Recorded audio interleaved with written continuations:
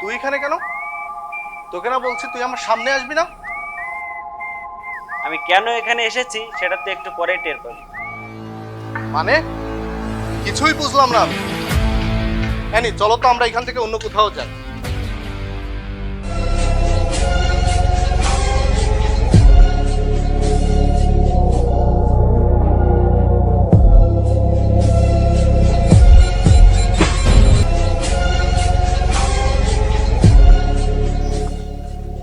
ও জান, তুমি আমার কাজটা অনেক সহজ করে দিলে।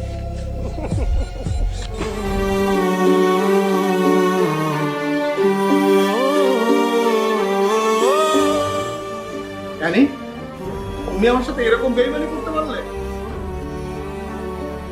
হ্যাঁ পারলাম। আমার কাছে ভালোবাসার মানে হচ্ছে রাহান, আর রাহানের জন্য আমি সবকিছু করতে পারি। আমি তোর সাথে ভালোবাসার নাটক করেছি, আসলে আমি রাহানের গার্লফ্রেন্ড।